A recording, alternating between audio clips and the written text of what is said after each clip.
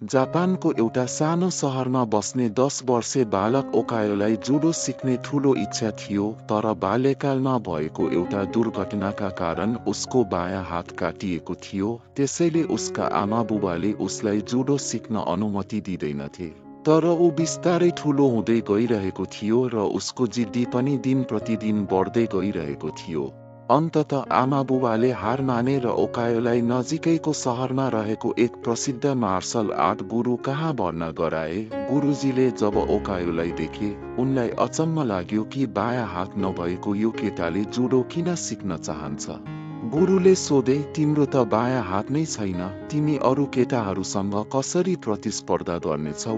ओकायोले निर्धक्क भएर भन्यो, त्यो त तपाईले बताउने कुरा हो। म त यति मात्र जान्दछु कि मलाई सबैलाई हराउनु छ र एक दिन सेन्सेई बन्नु छ। गुरु उसको दृढ इच्छा शक्तिबाट प्रभावित भएर भने, ठिक छ, म तिमीलाई सिकाउँछु, तर एउटा शर्त छ, तिमीले मेरो प्रत्येक निर्देशन पालना गर्नुपर्छ र त्यसमा अटल विश्वास राख्नुपर्छ। ओकायोले सहमति जनाउँदै गुरुको अगाडि टाउको निहुरायो।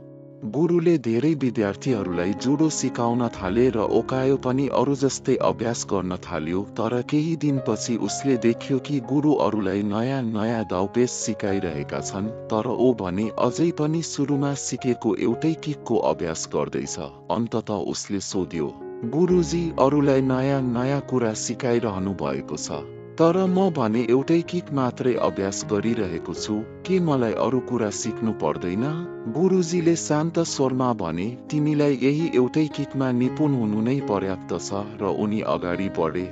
ओकायो छक्क पर्यो, तर उसलाई आफ्ना गुरुमा पूर्ण विश्वास थियो, त्यसैले ऊ फेरि अभ्यासमा लाग्यो। समय बित्दै गयो र हेर्दा हेर्दै 2 वर्ष बिते, तर ऊ अझै पनि त्यही एउटै किकको अभ्यास गर्दै थियो। फेरि उसले चिन्ता व्यक्त गर्दै सोध्यो, के म सबै यही मात्र गर्दै बस्ने?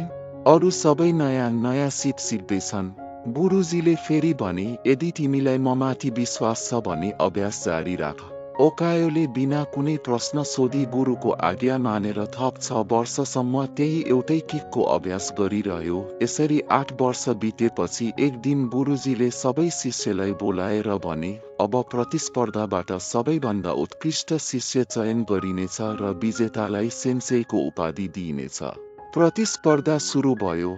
गुरुजीले ओकायोलाई पहिलो खेलका लागि बोलाए। ओकायोले खेल सुरु गरियो र सबैलाई आश्चर्यचकित पार्दै उसले पहिलो 2 खेल सजिलै जित्यो।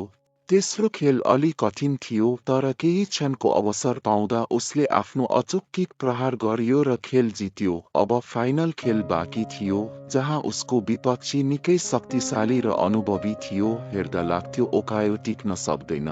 खेल सुरु भयो र विपक्षी भारी परिरहेको थियो। रेफ्रीले खेल रोक्न खोजे, तर गुरुजीले भने, होइन, खेल पूरा हुनेछ।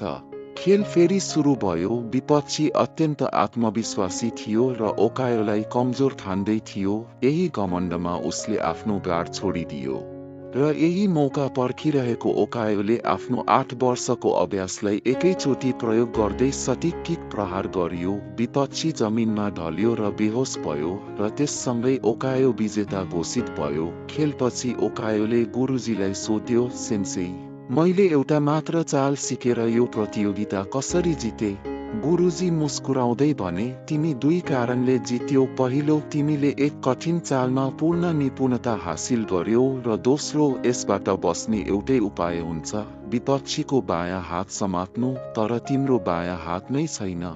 त्यस क्षण ओकायोले बुझ्यो, उसको सबैभन्दा ठूलो कमजोरी नै उसको सबैभन्दा ठूलो शक्ति बनेको थियो। मित्रहरू, मानिस हुनुको अर्थ नै अपूर्ण हुनु हो, तर हाम्रो सफलता यसमा निर्भर गर्छ कि हामी आफ्ना कमजोरीलाई कसरी लिन्छौं। यदि हामी चाह्यौं भने त्यही कमजोरीलाई पनि आफ्नो सबैभन्दा ठूलो शक्ति बनाउन सक्छौं।